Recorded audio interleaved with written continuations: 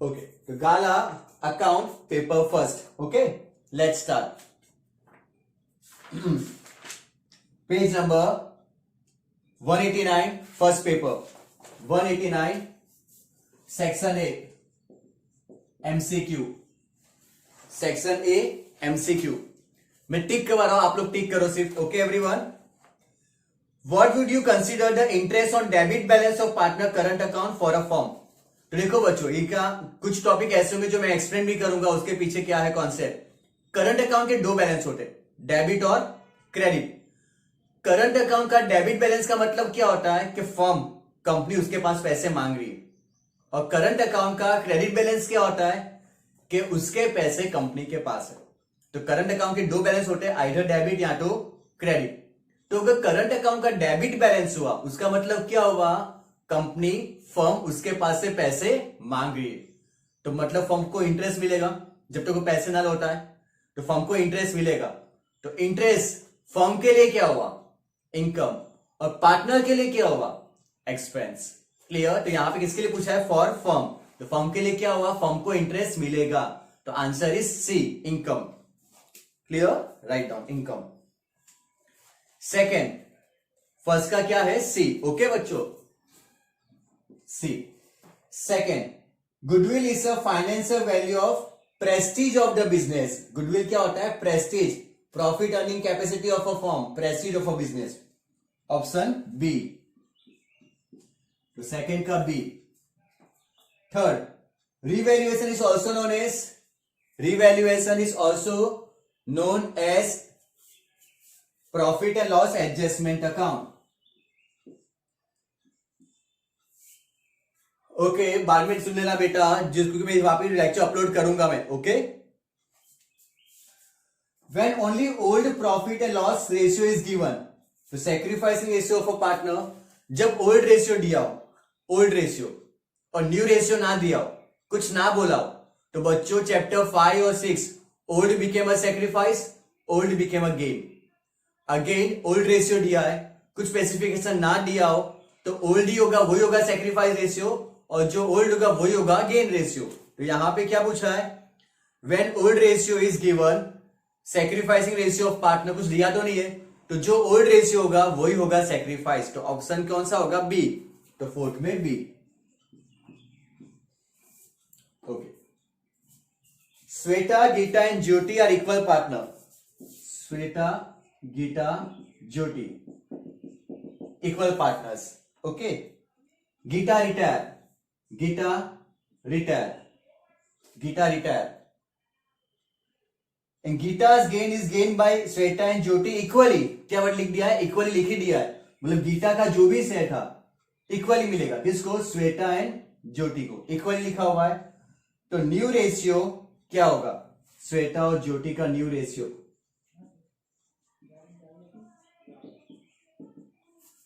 क्या होगा, Shweta and Jyoti, yes 1:1. New ratio 1:1. Clear. Okay. तो 5 में option D.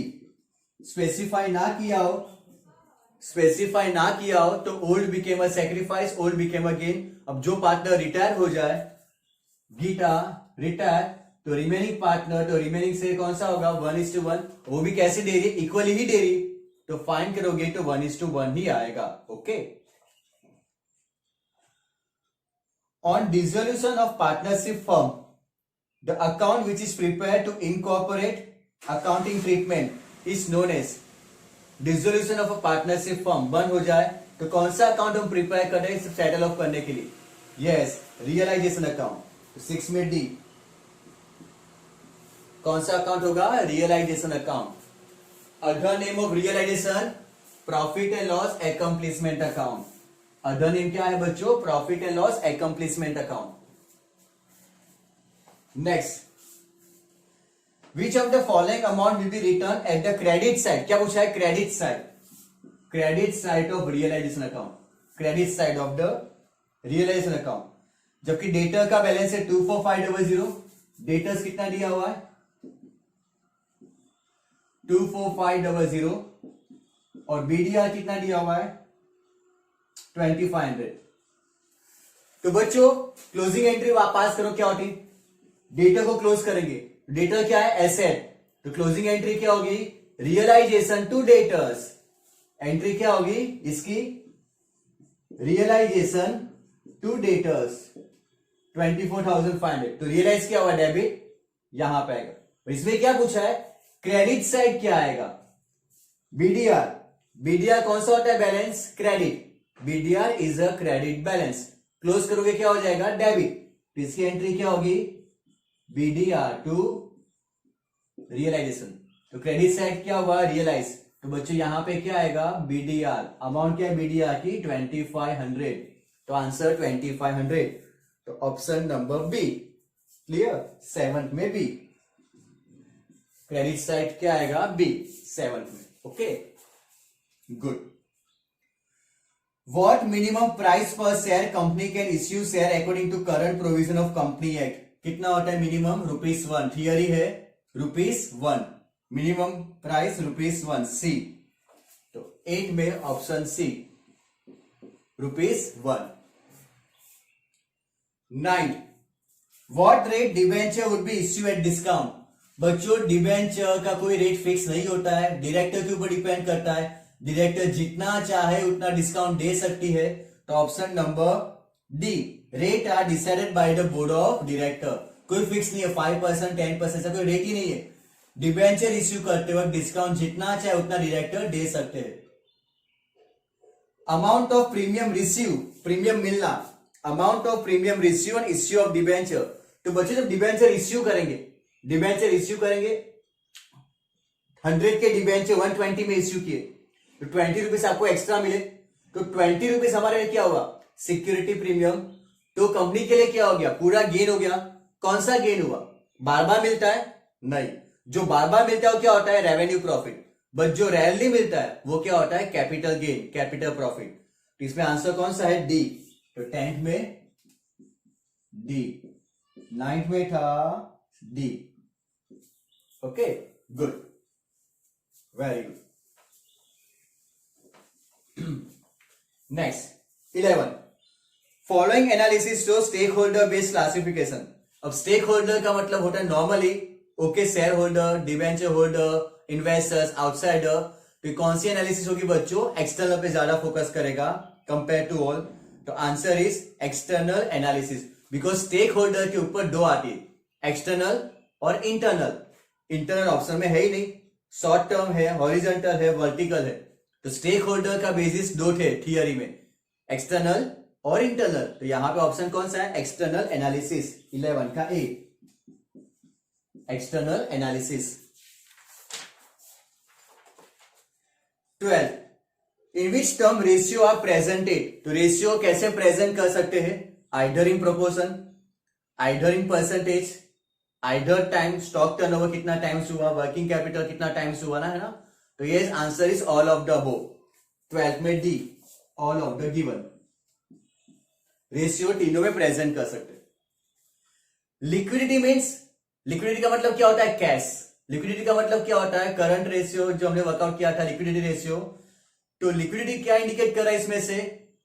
Option D, measurement of liquidity, मतलब करंट रेशियो और लिक्विड रेशियो। लिक्विडिटी का मतलब ही क्या होता है? Liquidity means we can say cash, current ratio and a liquid ratio. तो ऑप्शन नंबर डी, 13 में डी। 14, how many activities are there in cash flow? कितनी? तीन ही तो है, इन्वेस्टिंग, ऑपरेटिंग, फाइनेंसिंग। तो यस, आंसर 3, 14 में C. Clear? 15, cash deposit in a bank. देखो मेरे पास कैश था 50,000, मैंने बैंक में डिपॉजिट किया, तो बैंक बैलेंस तो मेरा ही है ना। तो अल्टीमेटली जगह सिर्फ चेंज हुई, मेरे ड्रॉवर से बैंक में गया, तो ना तो कैश गया है ना तो कैश आया है ना। ना बिजनेस में कुछ गया है ना बिजनेस में कुछ आया, बिकॉज बैंक बैलेंस भी बिजनेस का ही है। तो इस कैश इक्विवेलेंट। तो कैश डिपॉजिटेड या कैश विड्रॉ, ओके, उससे कैश को कोई इफेक्ट नहीं होगा। तो answer is not cash flow, because ना कैश गया है ना कैश आया है बिजनेस में। बैंक बैलेंस भी बिजनेस का ही है, इट्स नॉट इफेक्टेड। क्लियर? तो answer is D, not cash flow, 15 का D. Okay, clear, section A. अब बच्चों सेक्शन बी है ना, शॉर्ट आंसर। स्टेज में क्या होते, कुछ सम्स होते 1 मार्क में जो हमने देखे थे, बट यहां पे अकाउंट में मैक्सिमम सेक्शन बी में थियरी ही होगी 1 मार्क। तो अगर यहां पे अच्छा स्कोर करना है तो प्लीज एडवाइजेबल टेक्स्ट बुक पे अच्छी कमांडिंग रखना। और खास करके मैं आप लोग को बोलूंगा कि गाला के साथ अभी चलेगा, बट नेक्स्ट राउंड के लिए प्रिपेयर करना ना, टेक्स्ट बुक के सेक्शन ए और बी जो ग्रुप बी करने वाला है वो आप लोग कर लेना। ओके, चलो मैं आपको यहाँ पे बोलूंगा, थियरी डिक्टेट करूंगा।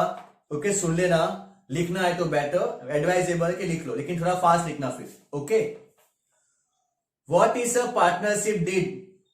It is a administrative constitution of a firm. It is a administrative constitution of a firm.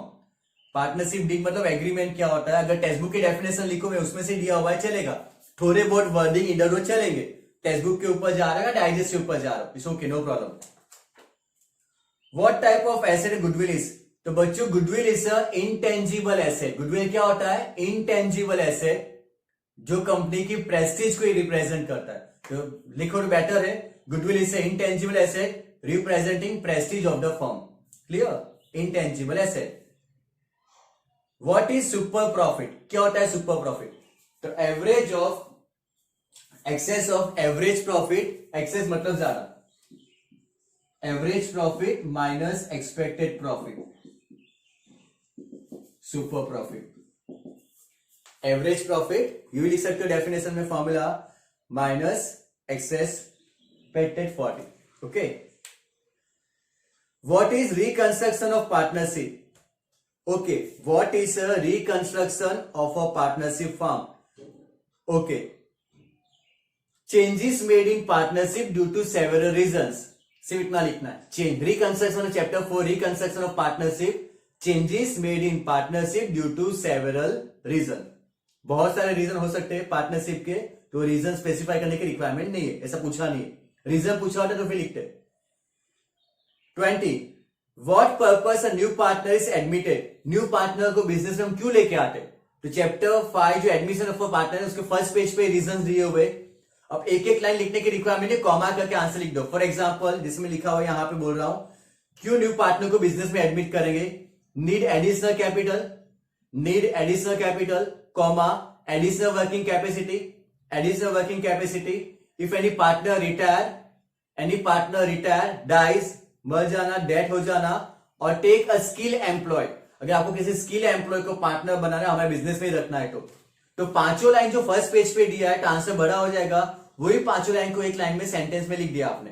Additional capital, additional working capacity, if partner retire, partner death, या स्किल एम्प्लॉय को partner बनाना, तब new partner को लेके आते। Clear? State the circumstances of a retirement of a partner. State the circumstances of a retirement of a partner. Retirement of a partner के क्या लिखना है आपको? सर्कमस्टेंसेस। कौन से ऐसे सर्कमस्टेंसेस है जब पार्टनर को, वो भी चैप्टर 6 के फर्स्ट पेज पे आपको मिल जाएगा, circumstances of a retirement of a partner. कि नॉर्मली पार्टनर्स कब रिटायर होगा, तो by the we can say not able to do best, वही फर्स्ट पेज पे दिया हुआ है। इसके भी सारे रीजन है ना, उसको कॉमा करके लिख सकते हो। जो उसको ऐसा लग रहा हो कि अपना नहीं दे पा रहा हो बेस्ट, हेल्थ वाइज सपोर्ट ना कर पा रहा, उसको ऐसा लग रहा है कि उसकी एफिशिएंसी के काम नहीं कर पा रहा है या मैनेज नहीं कर पा रहा हो, तब। Next, what is the dissolution of a partnership firm?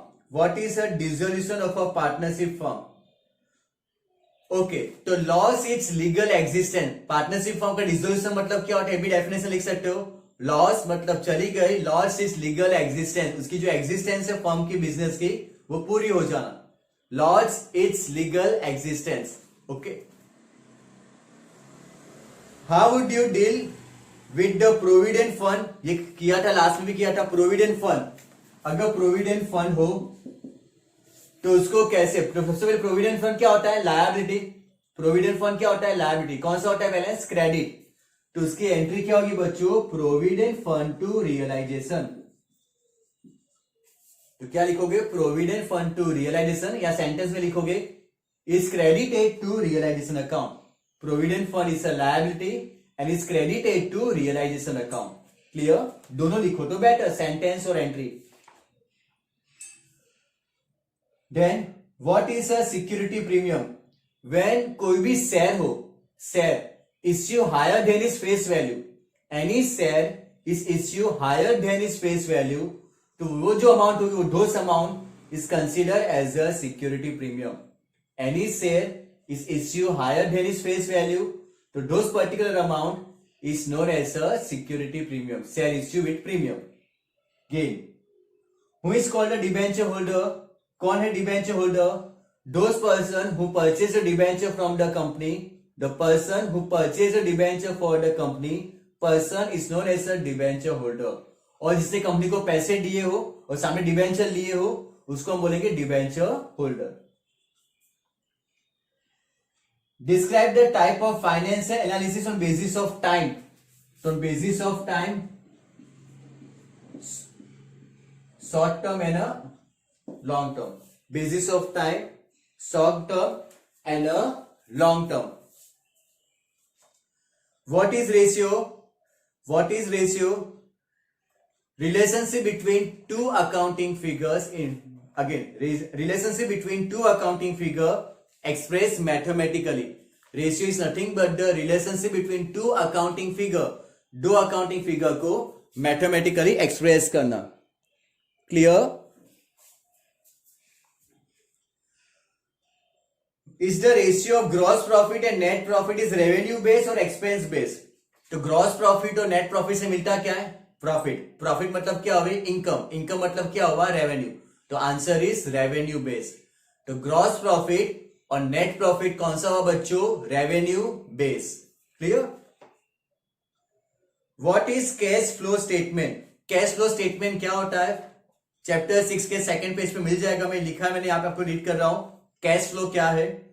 Is the financial statement that measure, is the financial statement that measure cash and cash equivalent, that measure cash and cash equivalent or use by the company in given period, or use by the company in a given period. Either it is a positive or negative, है ना. Answer plus में भी आता है और answer minus में भी आता है. तो either it is a positive or negative. And 30, what is mean by investing activities? Purchase or sale of any long term investment or asset. Investing का मतलब कहां आता है? बैलेंस शीट में एसेट साइड. तो purchase or sale of a long term asset or investment called as a investing activities. Okay, तो section B देखा. Almost सारे थियरी क्वेश्चंस थे. It's not like in statistics जहां पे कुछ समझ भी आते 1 मार्क में. तो प्लीज इधर फोकस अच्छी तरह करना. एडवाइजेबल कि टेक्स्ट बुक की एक्सरसाइज को परफेक्ट करोगे तो प्रॉब्लम नहीं आएगी. प्लस गाला जो आपने देख लिए. ओके, नाउ सेक्शन सी सम से. चलो स्टार्ट. थोड़ा फास्ट लिखना मेरे साथ. Section C. Sheela, Surabhi and Seema, 3 partner.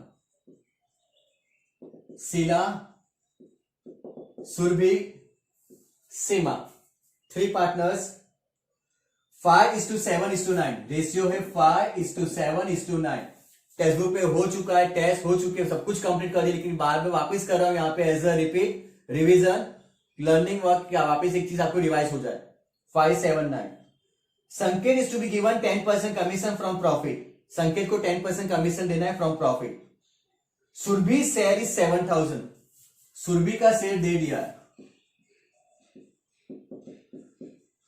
Surabhi का प्रॉफिट कितना है? 7,000. Determine the amount of commission of संकेत. संकेत को कितना कमीशन मिलेगा? Also determine the profit before commission.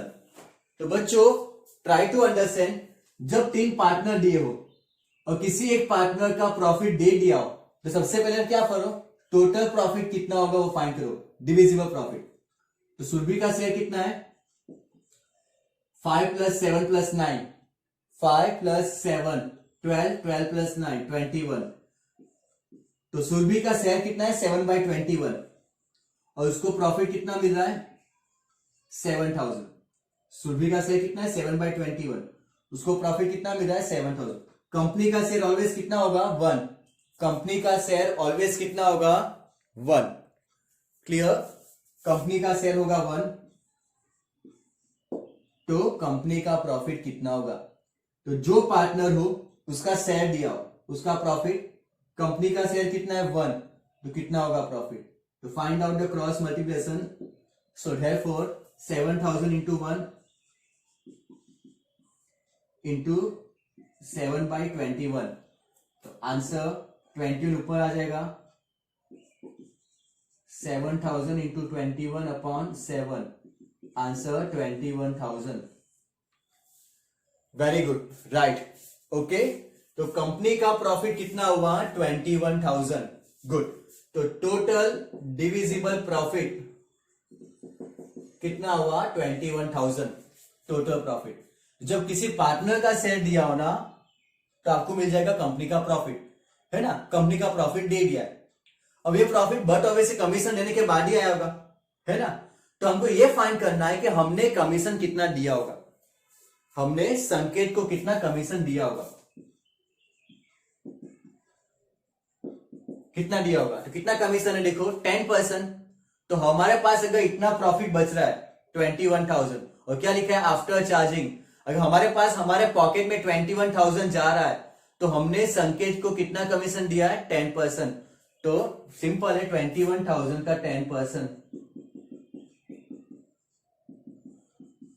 तो फर्स्ट आंसर आ गया कि हमने कमीशन कितना दिया? 2100. कमीशन कितना दिया बच्चों? 2100. क्लियर? 10% के हिसाब से 2100. दूसरा क्या पूछा है? कमीशन देने से पहले का प्रॉफिट कितना होगा? कमीशन देने से पहले का प्रॉफिट कितना होगा? कितना होगा? वेरी गुड, दोनों को प्लस कर दो. ये प्रॉफिट था जो कंपनी के पास है. Very good. और ये कमीशन हमने दिया, तो 21 plus 2 23,100. Right everyone? Rupees. Right, 23,100. Clear everyone? Sir मतलब हमने इतना वर्कआउट किया है. 23,100 कमीशन देने के पहले का प्रॉफिट. Good, right. थोड़ा फास्ट लिखो please. Okay, if anything skip ना, डोंट वरी, लेक्चर में बाद में यूट्यूब पे रख दूंगा for revision again, one more time for exam. Clear? But advice कि मेरे साथ ही भी सम्स करो तो कॉन्फिडेंस भी आएगा और फास्ट करोगे और काम पूरा हो जाएगा बेटर वे से.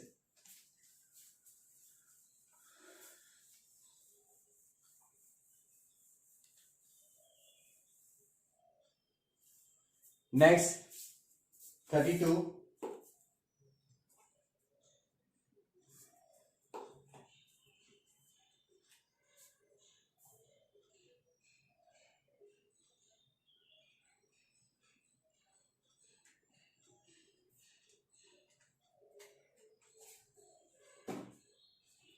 It's a last and final revision बच्चों. प्लीज अब कुछ मत सोचो, स्ट्रांगली वर्कआउट करो डेडिकेशन के साथ.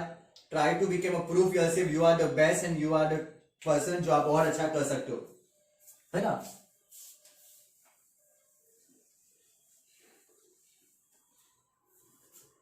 Next one 32. Mukesh, Dhaval and Vinod. Mukesh, Dhaval, Vinod. Capital proportion is 4:3. Capital proportion दिया हुआ है 4:2:3. ओके. Dhaval and Vinod given assurance. Dhaval और विनोद ने एश्योरेंस दिया हुआ है to Mukesh minimum get 35,000 from the profit. क्या एश्योरेंस दिया हुआ है कि मुकेश को कंपलसरी इतना 35,000 तो प्रॉफिट में से मिलेगा ही मिलेगा. Clear? 35,000. Profit of the year 90,000. Profit है पूरे साल का 90,000. Profit of the year 90,000.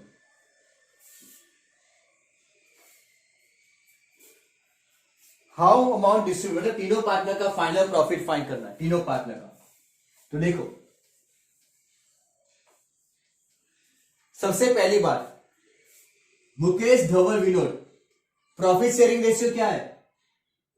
Profit sharing ratio not 4:2:3. ये कंफ्यूज करने के लिए दिया हुआ है. ये क्या है? Capital proportion. कुछ काम ही नहीं सब में, हमको प्रॉफिट रेशियो चाहिए. नहीं दिया हो तो क्या होता है?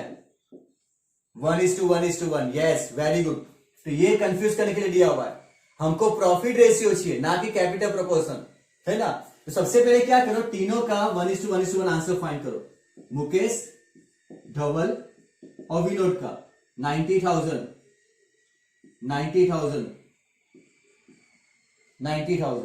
1:1:1 मतलब 1/3 1/3 सिंपल 30,000 इच।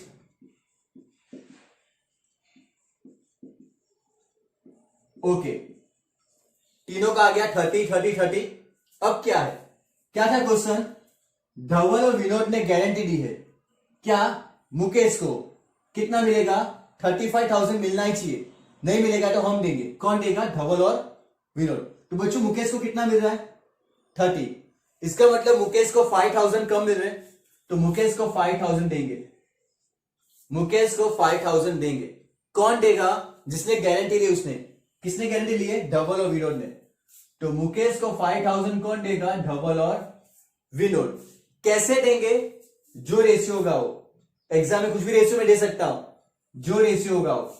तो मुकेश, धवल और विनोद, तो बच्चों धवल विनोद को देखो, धवल और विनोद का रेशियो क्या है, 1:1, मतलब 1:1। इसका मतलब क्या हुआ, इन शॉर्ट कि मुकेश को जो 5,000 कम मिल रहे हैं ना, वो 5,000 कौन देगा, धवल और विनोद। कैसे देंगे, उनका जो रेशियो होगा उनसे, उनका रेशियो क्या है, 1:1। तो 5,000 का 1:1, धवल कितना देगा और विनोद कितना देगा, तो 5,000 का 1/2, 5,000 का 1/2, 1:1, वेरी गुड। 2500 मतलब धवल देगा 2500, विनोद देगा 2500। तो बच्चों फाइनल आंसर कितना हो गया, मुकेश, धवल और विनोद का फाइनल प्रॉफिट। मुकेश का कितना था, 30 में से इन्होंने 2500 देंगे, तो कितना हो गया इसका, 35,000। तो मुकेश का कितना हो गया, 35,000। धवल का कितना था, 30, बट 30 में से उसने 2500 दे दिए, 27500, वेरी गुड, 27500। विनोद का भी सेम, वेरी गुड। प्लीज सब कुछ अच्छी तरह हो रहा है, सब कुछ बेटर वैसे जा रहा है ना, आप समझो कि हम आज से जागे, हम आज से वर्कआउट करेंगे और करके दिखा देंगे। इट्स नाउ, आप लोग का जो चेंज होगा, आप लोग का जो कन्वर्जन होगा ना, that should be outstanding one. Okay, very very good performance, good. Try next, जिसका हो जाए वेरी गुड। अगर हो जाए तो मुझसे आगे कर सकते हो सर, मैं आ रहा हूं करवाने के लिए, फिर चेक कर लो। अगर रॉन्ग जाए तो रॉन्ग जाए, कोई प्रॉब्लम नहीं है, वही तो सीखना है आपको, है ना। बट अपने आप को कॉन्फिडेंस में लेके आना है, यही टाइम है आप लोग के पास। Okay, very good.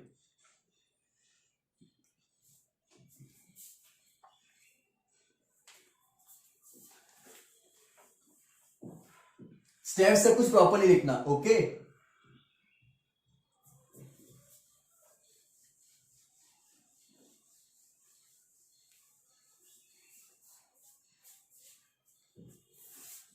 फास्ट लिखोगे तो प्रैक्टिस भी बढ़ेगी, स्पीड भी बढ़ेगी, ओके। पता है कि सर अभी रफ करेंगे, फास्ट लिखना है कॉन्फिडेंस के साथ, very good. 33, very simple. 33, Raju, Harshu, Sanju, profit and loss ratio 5:4:3, 5:4:3, and new ratio 2:2:1, 2:2:1। ये था ओल्ड, ये था new. Find out the gain ratio. अब देखो बच्चों, जैकपॉट क्या है, new minus old, new minus old, very good. Raju, new 2/5, 4, 9, 12 minus 5/12, है ना। LCM 60, okay. तो ये 10, 11, 12, 24, दोनों का 60, तो किससे मल्टीप्लाई करोगे, 12 से, तो 12 इंटू 2 24 है ना एलसीएम 5 जा 5 सो -1/60 अब माइनस है उसका मतलब क्या हुआ सेक्रीफाइस अगर गेन रेशियो फाइंड कर रहा हूं और आंसर का माइनस में है उसका मतलब क्या हुआ सेक्रीफाइस सेम वे हसू 2/5 माइनस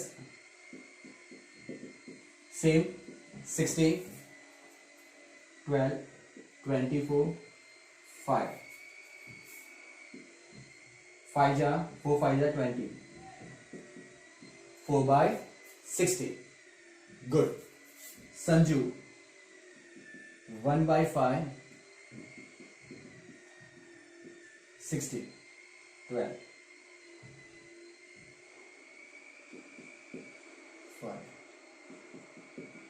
-3/60 तो बच्चों आंसर क्या लिखोगे Hassu is the gaining partner देखिए ना हस्सू तो Hassu is the gaining partner 4/60 तो यहां पे Hassu is the gaining partner 4/60 ये दोनों माइनस में मतलब सेक्रीफाइसिंग पार्टनर हुए तो Hassu is the clear everyone Hassu is the gaining partner 4/60 good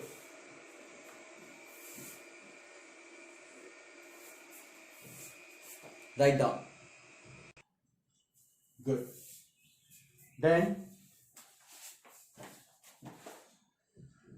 34 how would you deal with the following item okay very simple 34 first क्या है बच्चों general reserve how would you deal with the following item at time of dissolution तो general reserve क्या होता है partner में distribute होता है तो एंट्री क्या होगी जनरल रिजर्व टू प्रॉपरली लिखना partner capital slash current account because current account हुआ तो करंट अकाउंट में जाएगा ना तो कैपिटल में हमको तो नहीं पता करंट है या कैपिटल तो answer partner capital slash current general reserve to partner capital slash current workman accident compensation fund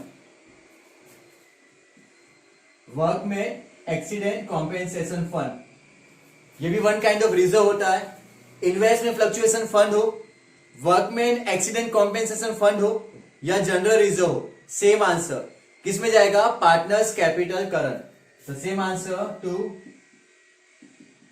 partner capital current again repeat क्या क्या है इन्वेस्टमेंट फ्लक्चुएशन फंड हो वर्कमैन एक्सीडेंट कॉम्पेंसेशन फंड हो या जनरल रिजर्व हो वो partner को मिल जाएगा at time of dissolution according to old ratio जो भी होगा ना उसमें third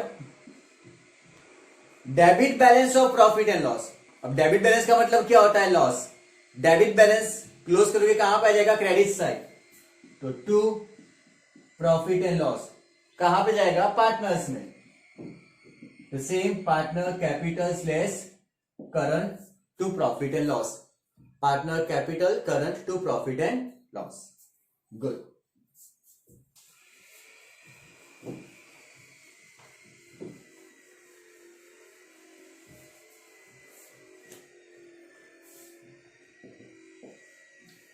okay 35 pass entry in case of dissolution simple entries pass करनी है तो एग्जाम में प्रॉपरली स्पेसिमेन बनाओगे क्लियर नरेशन भी लिखना होगा अगर लिखा हो ना लिखा होगा विदाउट पर्टिकुलर्स तो नहीं लिखा है मतलब आपको नरेशन भी लिखना है तो बच्चों वेरी फर्स्ट सबसे पहले तो लैंड और बिल्डिंग है 8 लाख इन्वेस्टमेंट है 2 लाख इसको क्लोज करोगे तो लैंड और बिल्डिंग इन्वेस्टमेंट क्या होता है एसेट को क्लोज करोगे एंट्री क्या हो जाएगी realisation to asset land and building to investment land और बिल्डिंग है 8 लाख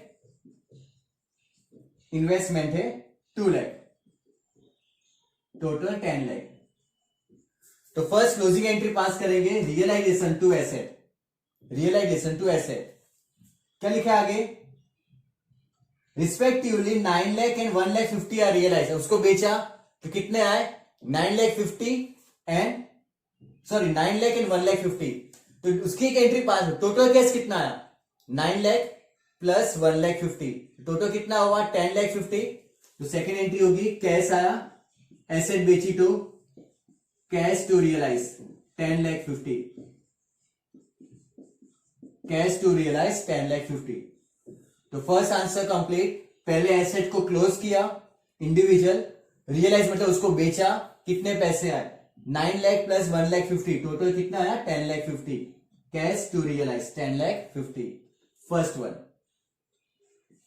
उसी तरह सेकेंड, अब देखो समझो, total asset, total asset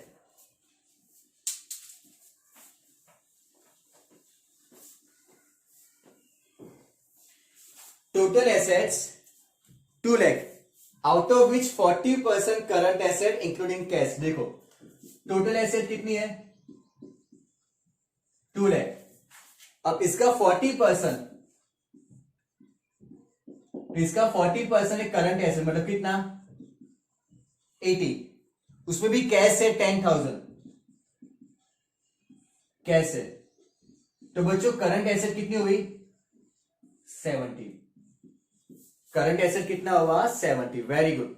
total कितना है 2 लाख, 2 लाख का 40% कितना होता है 80, उसमें 10,000 कैश, हम कैश को क्लोज नहीं करते तो कैश को निकाला, तो करंट एसेट कितना हो गया 70, रिमेनिंग कौन सी होगी फिक्स एसेट, तो रिमेनिंग कितना होगा बच्चों 1,20,000, वो क्या हो गई फिक्स एसेट, है ना।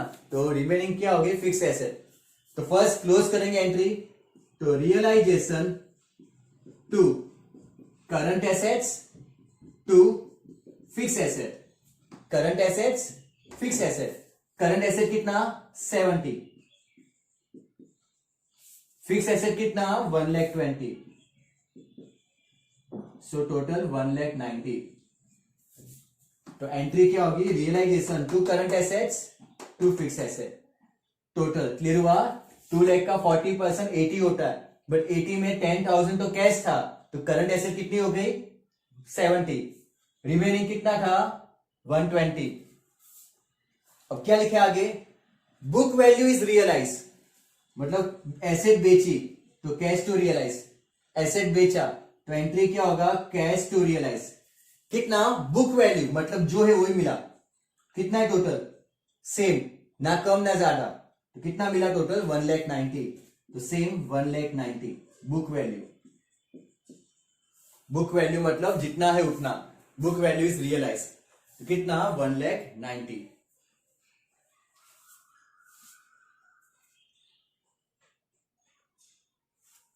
Good, third simple, third one,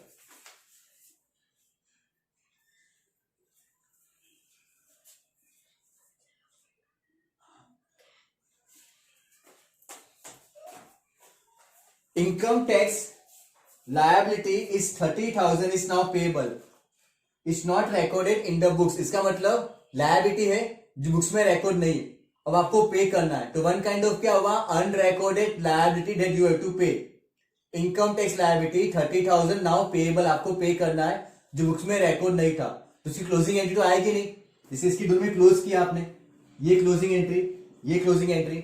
income tax liability होता क्या है लायबिलिटी, बुक्स में रिकॉर्ड ही नहीं तो क्लोज तो करोगे नहीं, बट आपको पे करना है, डायरेक्ट पे की एंट्री आएगी, तो उसकी एक ही एंट्री होगी कौन सी realisation to cash 30,000।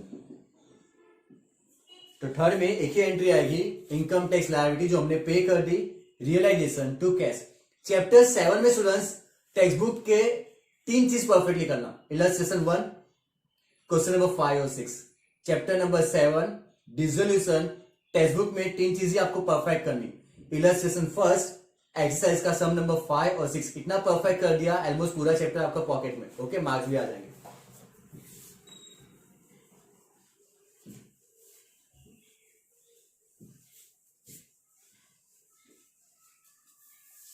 Good. Now debenture 36. Sum for debenture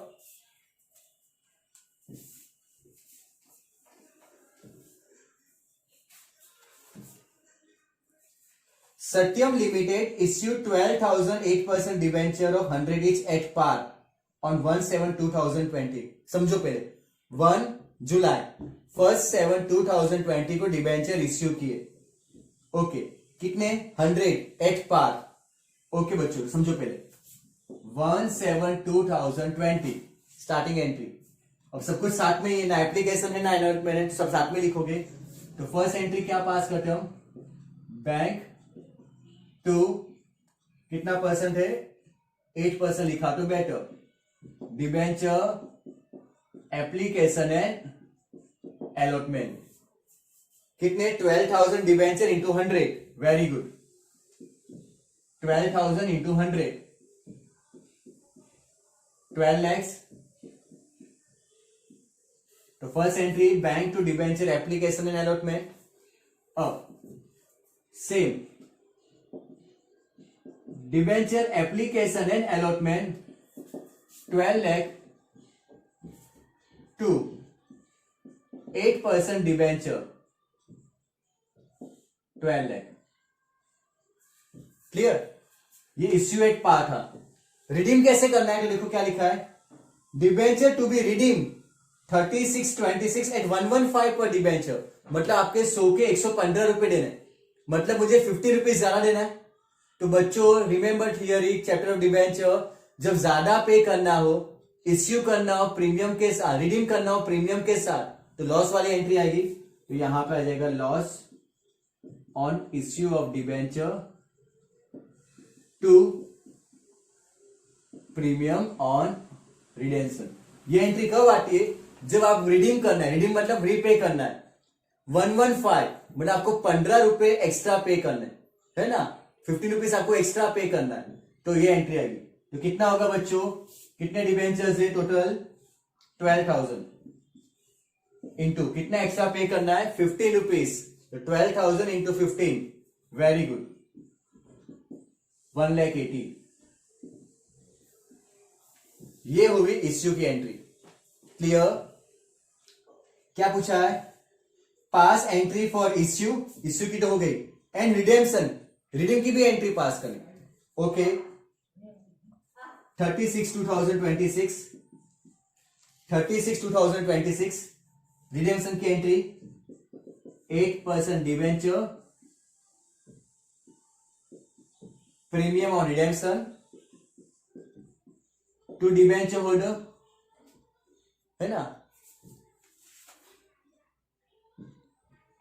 okay again, ये डिबेंचर इश्यू किया आपने 100 रुपीज में, 100 रुपीज में इश्यू किया, इश्यू की entry debenture application allotment to debenture 12 lakh 12 lakh. अब क्या सीखा है डिबेंचर चैप्टर में कि जब रिडीम करना हो, रिडीम कैसे करना है, रिडीम का मतलब रीपे करना है, रिडीम कैसे करना है प्रीमियम के साथ। क्या लिखा है, रिडीम विद 115 रुपीज, मतलब आपको 15 रुपए एक्स्ट्रा देने रिडेम्पशन के बाद, तो एक्स्ट्रा पे करना है। तो एंट्री कौन सी आएगी, लॉस वाली। तो loss on issue of debenture to premium on redemption. तो जो 15 रुपीज है वो आपके लिए क्या हो गया, लॉस। जो आपको देना है, देना है मतलब आपके लिए क्या हो गया, लायबिलिटी प्रीमियम ऑन रिडेम्पशन। ये इसको सेपरेट भी पास कर सकते हैं, कंबाइन अप टू यू। अब आज हम करेंगे रिडेम्पशन। तो आज एंट्री क्या होगी, debenture 12 lakh premium 1,80,000, debenture 12 lakh premium 1,80,000 जो देंगे डिबेंचर होल्डर को 13,80,000 13,80,000। Clear, and last debenture holder to bank. इसके बाद की एंट्री क्या होगी बच्चों, सेम डेट को डिबेंचर होल्डर टू बैंक कितना 1380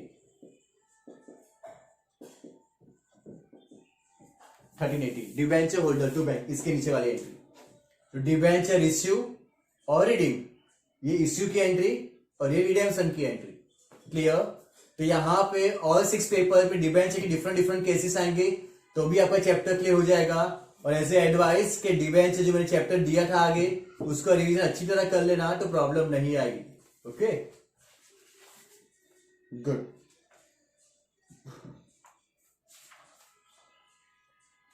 ओके ओके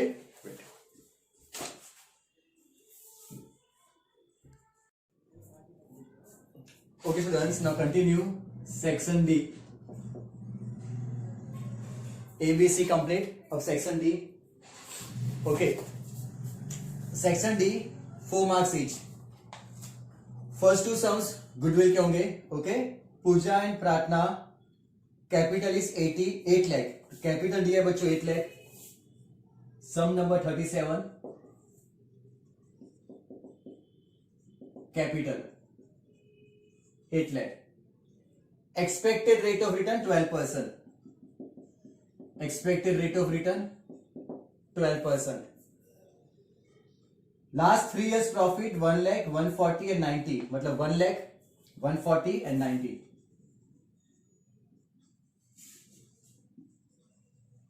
लास्ट 3 years का प्रॉफिट मतलब इंक्रीज डिक्रीज हो रहा है. मतलब इतना आइडिया आ जाएगा कि सिंपल एवरेज होगा, एवरेज प्रॉफिट.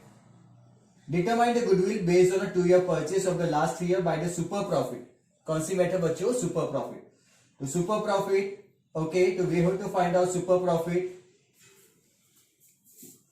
सुपर प्रॉफिट क्या है बच्चों? Average profit minus expected profit. आज ही देखा हमें डेफिनेशन में. तो पहले फाइंड कर average profit. Average profit, total profit divide by number of years. Total profit 1 lakh plus 140, 240 plus 90, 330. So 330 divide by 3. तो बच्चों एवरेज प्रॉफिट आया 1,10,000. Average profit 1,10,000. Now expected profit. तो कैसे मिलेगा expected profit? Capital employed into expected rate of return. कितना है? 8 lakh. 8 lakh का 12%. 8 lakh का 12%. तो 8 lakh का 12% होगा 96,000. तो एक्सपेक्टेड प्रॉफिट 96,000. सो 1,12,000 माइनस 96. 1,10,000 माइनस 96. तो बच्चों सुपर प्रॉफिट आया 14,000. सुपर प्रॉफिट कितना आया? 14,000. ना गुडविल क्या लिखा है? Into number of years. कितना लिखा है? Based of a number of year 2 year. क्या लिखा है? Goodwill of the firm on a basis of 2 year purchase. 3 लिखा हो तो मल्टीप्लाई बाय 3 करोगे. 2 लिखा हो तो मल्टीप्लाई बाय 2. जो भी आंसर आए. तो आंसर कितना है? 14,000 into 2.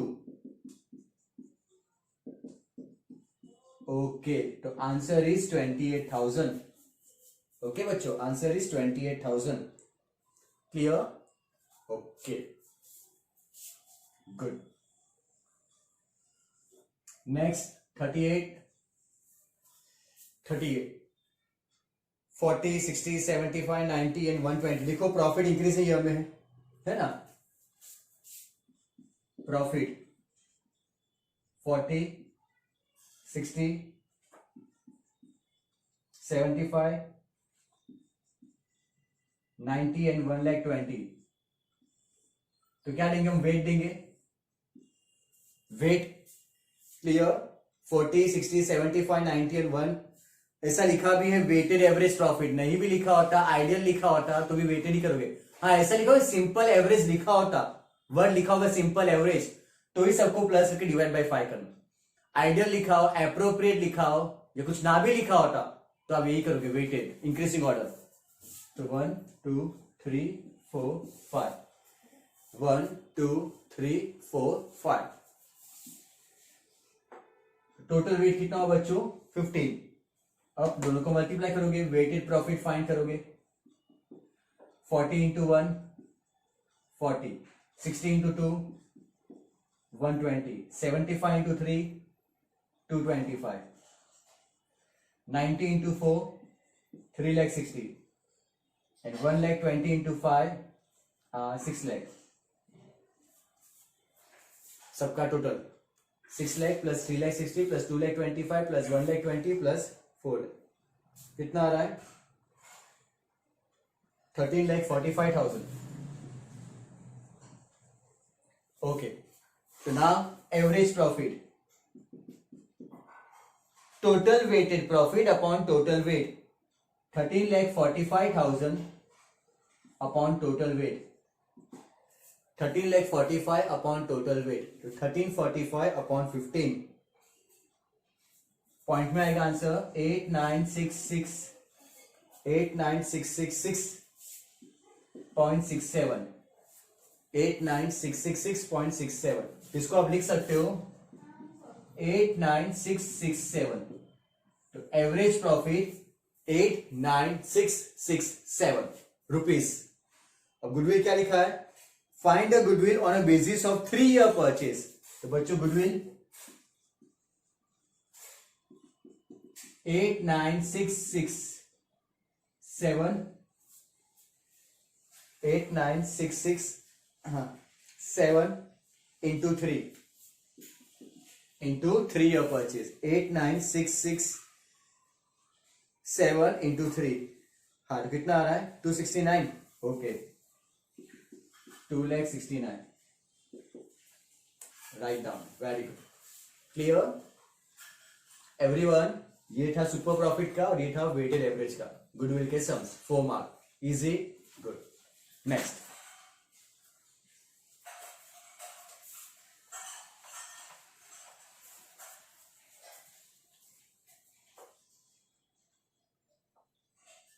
Next simple fast, section B ऐसे सिंपल ही है, क्लियर, स्कोरिंग।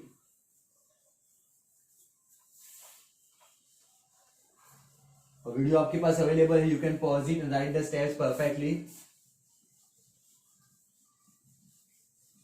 रुपीस लिखना बच्चों यूनिट्स में, clear. Now next, profit and loss statement of a bright India limited for a year 31st March 19 and 20 are given. Summarize profit and loss statement was given. You have to find out 3 state form given. Income tax rate दिया हुआ है, on the basis of them prepare comparative statement, profit and loss statement. तो बच्चों heading क्या दोगे, comparative profit and loss statement of Bright India Limited. Comparative profit and loss statement of Bright India Limited for the year 31st March 19 and 31st March 20. Let's start. Particulars. Note सिर्फ लिखना है, अंदर कुछ आएगा नहीं बच्चों। पहले प्रीवियस ईयर है ना, मिस्टेक मत करना। 31st March 19, 31st March 20, इसमें पहले 20 दिया है और 19, लेकिन एक्चुअली वर्किंग में पहले कौन सा आएगा, 19 है 20। देन इंक्रीज या तो डिक्रीज, परसेंटेज इंक्रीज या तो decrease. Right the column number इस 1 2 3 4। फिफ्थ कैसे मिलेगा, 4 - 3 है ना। फिफ्थ कॉलम कैसे मिलेगी, इसमें से ये माइनस करोगे तो करंट ईयर में से प्रीवियस ईयर माइनस करोगे। और सिक्स कॉलम कैसे मिलेगी, जो भी आंसर आएगा multiply by 100, clear. 4 - 3 into 100, okay. सबसे पहले दिया बच्चों सेल्स रेवेन्यू, सेल्स रेवेन्यू लिख सकते हो। First sales revenue 14 lakh. Again mistake मत करना लिखने में, 31st March 19 है, 19 का 14 लाख है और ये 16 lakh. Other income, other income 2,50,000 and 3 lakh.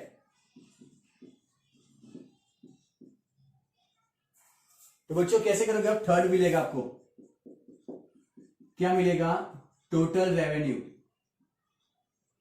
Third आप फाइंड करोगे टोटल रेवेन्यू, है ना।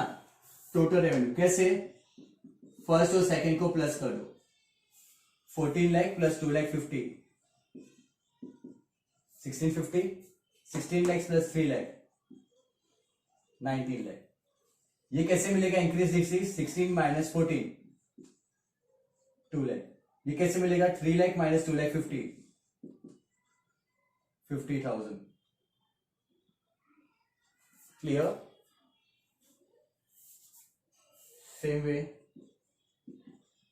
2,50,000। अब यहां पे क्या फाइंड करो बच्चों, परसेंटेज, क्लियर? क्या फाइंड करो? Percentage change upon initial into 100. Sorry mistake की मैंने. चेंज किसमें? 5. इनिशियल कितना था? 3 into 100. Change upon initial into 100. Clear? Let's take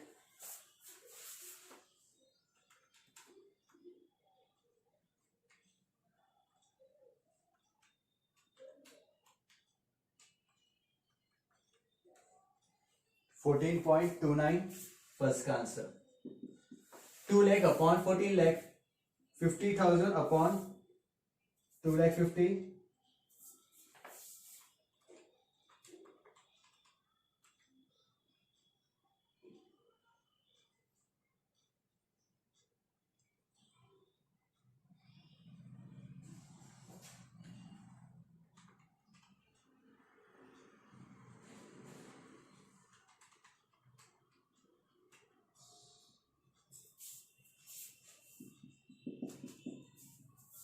okay इसका 50.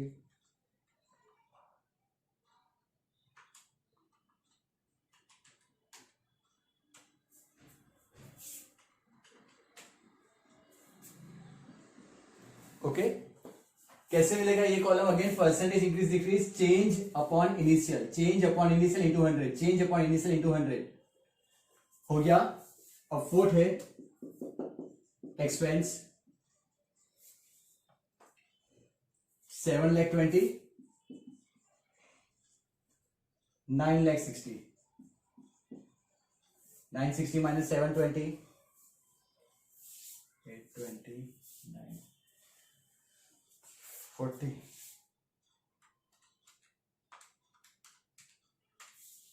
240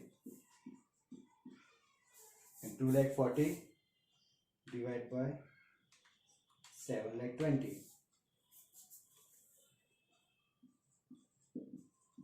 33.33. क्लियर? अब देखो एक्सपेंस हो गया. Everyone just a second.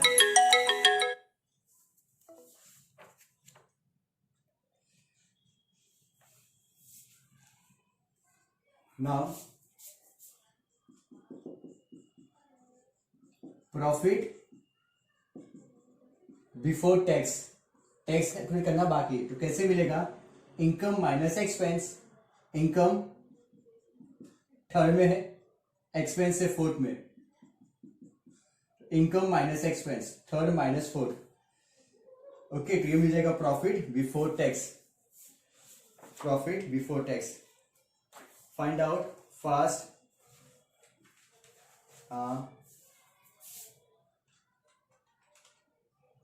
Minus 720. 913 minus करो. 19 लाख माइनस 960 940.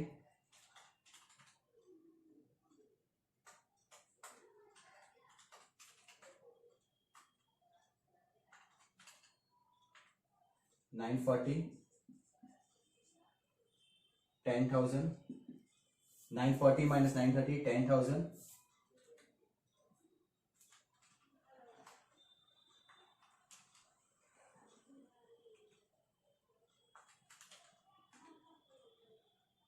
1.07. ओके तो ये क्या मिला? Profit before tax. Okay now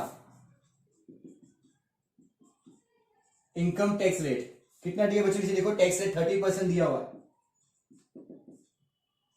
tax rate कितना दिया हुआ है? 30%. तो प्रॉफिट का 30%. 9 लाख 30 उसका 30%. 2,79,000 इसका 30%. 940 उसका 30%. 282 and 282 minus 279 3,000 and 3,000 divided by 279 into 100. ये 1.08 होगा. ओके राउंड वैल्यू है. Sorry 1.08. Clear? So last we get profit after tax. Profit after tax कैसे मिलेगा? प्रॉफिट बिफोर टैक्स में से tax minus 5 minus 6, get a profit after tax. Profit after tax, profit before tax है 930, उसमें से tax है 279. 930 279 651 940 minus 282 940 minus 282 658 658 minus 651 7.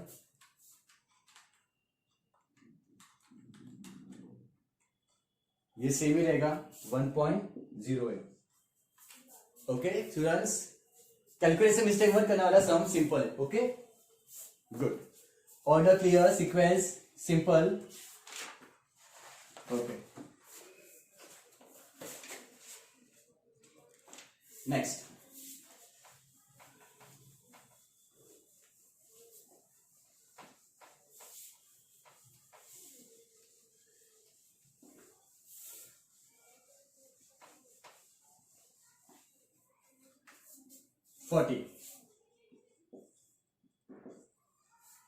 Calculate gross profit ratio from the following information. क्या दिया हुआ है? Sales and cost of goods sold. Very simple. Sales 6 lakh, cost of goods sold 5 lakh. बच्चों gross profit की फॉर्मूला क्या है?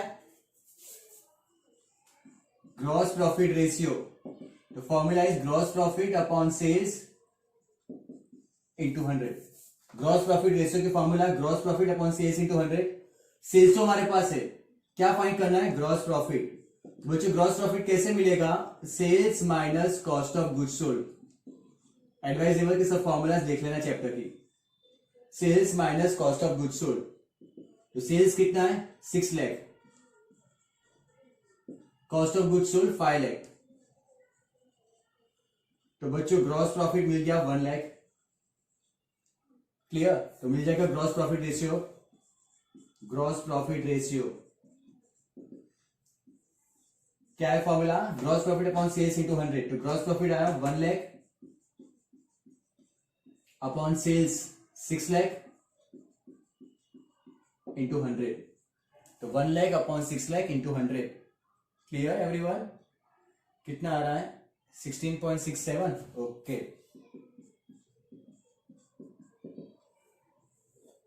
ओके. इसी का सेकंड क्या इंफॉर्मेशन दिए? स्टॉक टर्नओवर फाइंड करना है. क्या फाइंड करना है बच्चों? Stock turnover. From the following information of H N limited calculate the stock turnover ratio. तो बच्चों स्टॉक टर्नओवर की फॉर्मूला क्या है? Cost of goods sold upon average stock. क्या formula? Cost of goods sold upon average stock. तो cost of goods sold find करेंगे. Cost of goods sold कैसे मिलेगा? अभी किया हमने कॉस्ट ऑफ गुड्स सोल्ड यहां पे. तो cost of goods sold sales minus GP दोनों आपके पास है. देखो सेल्स है 25 लाख, ग्रॉस प्रॉफिट समय दिया हुआ है 4 लाख. तो कॉस्ट ऑफ गुड्स सोल्ड हो गया 21 lakh. Cost of goods sold हो गया 21. अब क्या चाहिए? Average stock. Cost of goods sold तो हो गया, अब क्या चाहिए? Average stock. तो एवरेज स्टॉक कैसे मिलेगा? Opening stock plus closing stock divided by 2. Opening भी हमारे पास है, क्लोजिंग भी हमारे पास है. Opening 4 lakh, closing 3 lakh. 4 lakh 3 lakh divided by 2. तो 7 लाख डिवाइडेड बाय 2 3 लाख 50. तो एवरेज स्टॉक भी मिल गया 3 लाख 50. दोनों वैल्यू रख दो.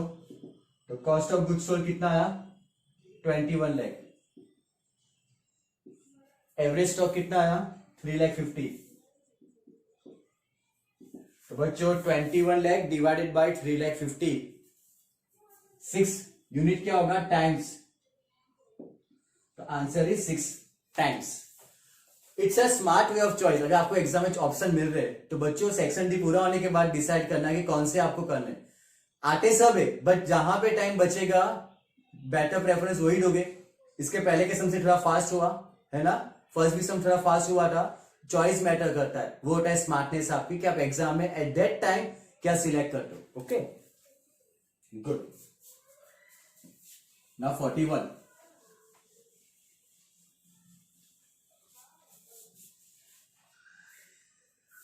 Cash flow from investing activity of Nirali and company.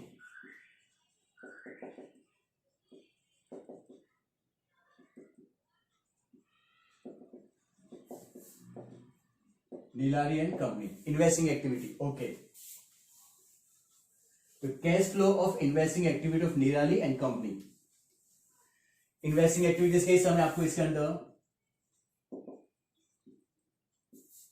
Particulars and amount,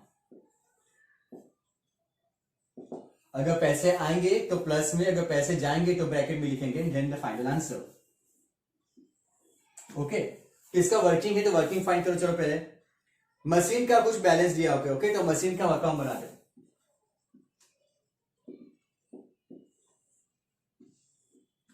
clear, to find out that. तो देखो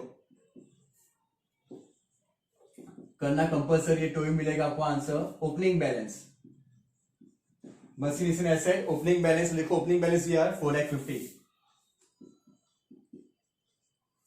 ओपनिंग बैलेंस। क्लोजिंग बैलेंस भी हमारे पास है 4 लाख। बच्चों क्लोजिंग बैलेंस यहां पर आता है एसेट का closing balance 4 lakh, opening balance and closing balance. Okay,